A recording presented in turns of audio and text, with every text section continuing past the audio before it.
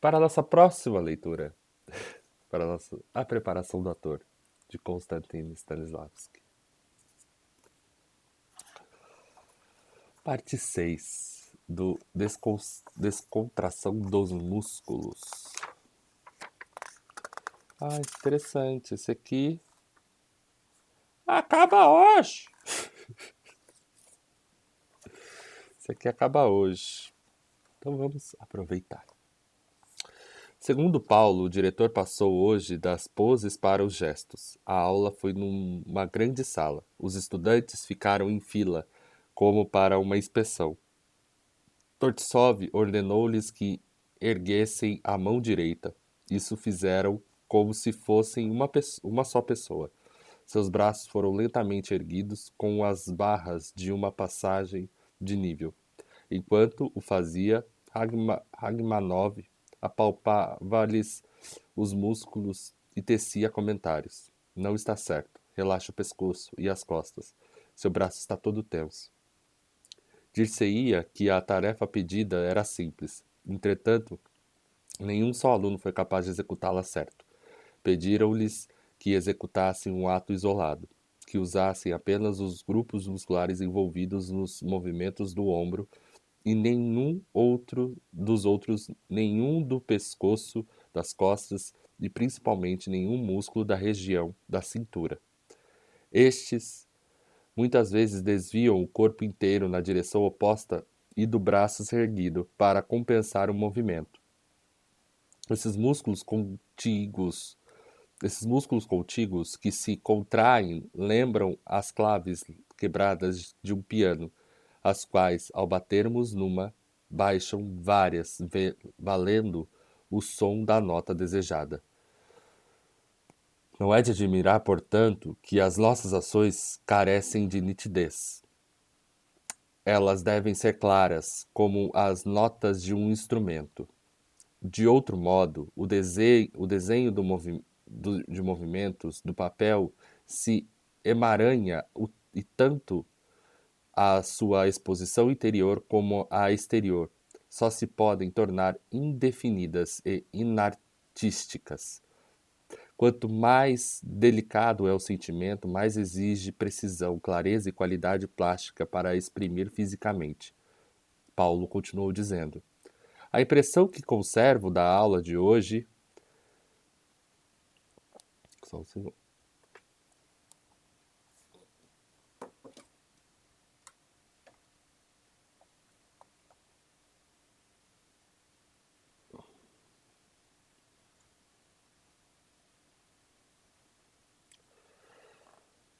A impressão que conservo da aula de hoje é que o diretor demonstrou a todos como se fôssemos maquinismos, desaparafusou-nos, separou cada ossinho, lubrificou, remontou-nos e desaparafusou-nos outra vez.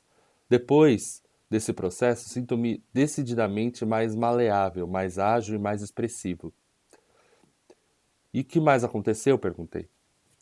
Ele insistiu que quando se usar um grupo isolado de músculos, sejam eles do ombro, do braço, da perna ou das costas, todas as outras partes do corpo têm de permanecer livres e sem qualquer tensão. Por exemplo, ao erguer o braço com o auxílio dos músculos do ombro e contrair os que forem necessários ao movimento, devo deixar o resto do braço e cotovelo, o pulso, os dedos e todas essas juntas completamente moles. Vocês conseguiram fazer isso? Não, reconheceu Paulo. Mas conseguimos fazer uma ideia do que vamos sentir quando tivermos praticado até chegarmos a esse ponto. É assim tão difícil? Perguntei intrigado. A princípio parece fácil, e no entanto nenhum de nós conseguiu fazer direito o exercício. Parece que não podemos fugir a uma transformação completa se quisermos adaptar-nos às exigências da nossa arte. Defeitos passáveis na vida cotidiana ficam patentes ao fulgor das gambiarras e definitivamente impressionam o público. O motivo é fácil de descobrir. A vida no palco é mostrada dentro de um ângulo reduzido, com como na lente de uma câmera. As pessoas olham-na de binóculos como quem examina uma miniatura com uma lente de aumento. Por isso, nenhum detalhe escapa ao público, nem o mais ínfimo. Esses braços tensos podem ser meio suportáveis na vida real, mas em cena são simplesmente intoleráveis.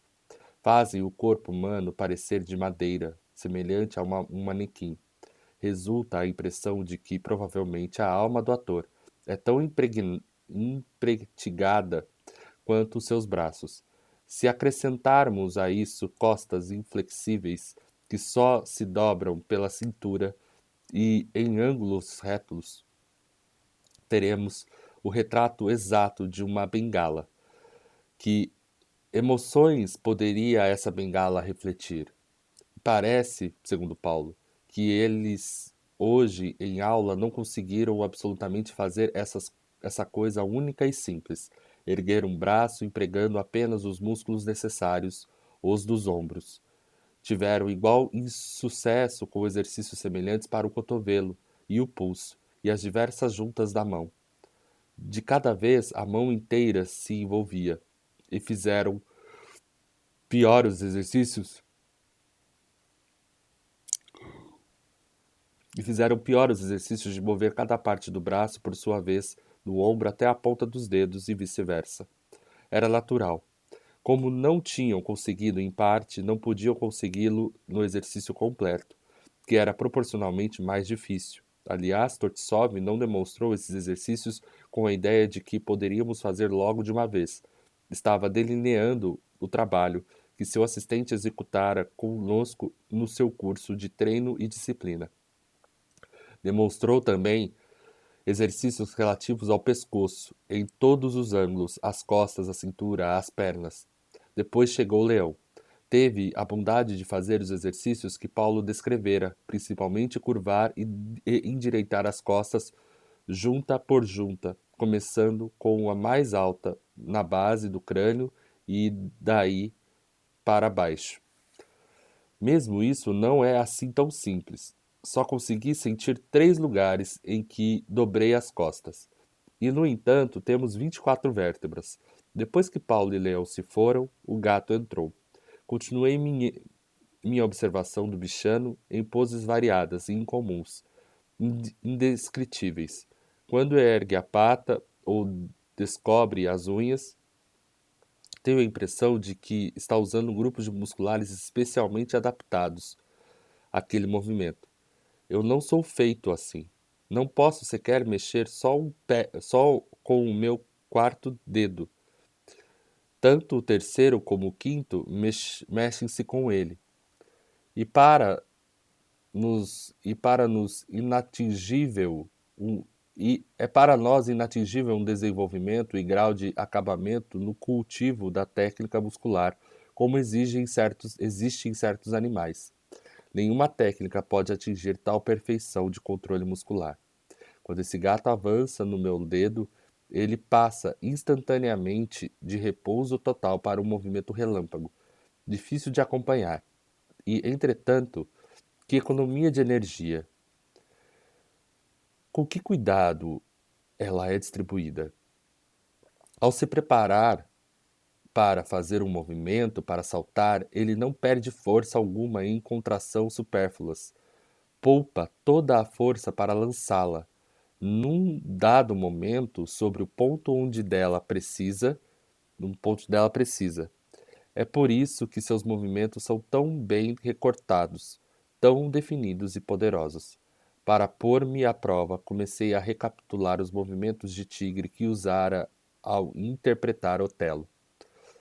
Ao primeiro passo que dei, todos os meus músculos se apertaram, lembrando-me enérgicos, exatamente como eu me sentia na prova de atuação, e compreendi qual tinha sido o meu erro principal daquela vez. Uma criatura entorpecida cujo corpo todo é preso de contrações musculares não pode absolutamente sentir qualquer liberdade em cena, nem pode ter propriamente vida. Se já é difícil fazer uma simples multiplicação enquanto erguem-se a quina de um piano, ou menos possível será exprimir as delicadas emoções de um papel complicado. Que boa ligação nos deu o diretor com aquela prova, quando fizemos com total segurança tudo o que era errado. Foi um modo sábio e convincente de demonstrar sua tese. Achei muito engraçado que fizemos com total segurança tudo que era errado. E nós temos essa tendência de fazer as coisas com total segurança tudo que é errado. Nós somos educados, né? Temos compartimentos desta educação. Aí volta um pouco com o que a gente leu no Poder do Agora, de buscar o estado de serenidade, que é o não manifesto, ele é esse estado de serenidade, o Ti é o fluxo, né, de energia do não manifesto para a forma, para o manifesto, né, para isso aqui que a gente vê, visualiza e convive. E o quanto a gente interrompe isso e acaba criando movimentos internos e externos totalmente desnecessários, né? De não consciência do que fazemos, né? De não consciência do que das ações que estamos cometendo, né? Esse exercício, essa possibilidade de você, esse exercício que o Stanislavski propõe de você prestar atenção em quais grupos musculares você utiliza para fazer as movimentações do seu corpo, né? Quando ele fala ergue o braço e eles começam a perceber que as mãos estão tensas porque o braço está erguido ou que os músculos né, que fazem o grupo, que fazem a força, né, que puxam, que retraem e alongam para poder fazer esse movimento do cotovelo, né, eles estão tensionados, os bíceps, os tríceps, né, os músculos aqui do braço. E apenas, quando eu vou movimentar apenas a articulação do corpo, o meu braço ele tem que estar relaxado, né? Ele tem que estar livre para ele poder criar outro movimento, né? Então, assim, me vem muito, quando eu faço a primeira posição do balé, o meu cotovelo normalmente ele fica caído. Aí a minha professora vem e alonga o meu cotovelo. Ele fica caído e meu braço começa a pesar muito. Quando ele alonga, ele pesa menos, porque eu sustento o meu braço na minha escápula, né? De todo esse grupo muscular da escápula. Então ele fica leve. Aí eu consigo subir. Aí eu consigo subir todo o meu corpo, porque eu não tenho mais o peso do meu braço e os músculos tensos para sustentar, e o meu corpo não precisa mais ficar sustentando o meu braço, né? Eu não tensiono só o músculo dos braços, eu tensiono todo um corpo quando ele está em desalinhamento, né? E, e aí eu acabo esquecendo. Quantas vezes eu faço esse movimento inútil? Toda aula a professora vem e, cotovelo, eu já sei que é para mim. Meu cotovelo provavelmente já deve estar encostando na crista ilíaca. Então, a criar essa consciência do manifesto é também um processo de se entregar a esse fluxo para o não manifesto, né? Quando você começa a criar essa consciência do manifesto do corpo, você começa a fazer uma viagem interna. Você começa a fazer um processo interno. Você não faz um processo externo. Por mais que tenham espelhos aonde você vai, perceba que naquele momento em que você está totalmente concentrado fazendo a sua atividade física, ou o seu movimento, ou a sua aula de expressão, de consciência corporal, você está fazendo um processo de movimento interno. E a partir do momento que você entra nesse movimento interno, você constrói uma possibilidade de comunicação com o não manifesto e o manifesto. Aí você traz essa energia divina para o manifesto e as coisas começam a se manifestar.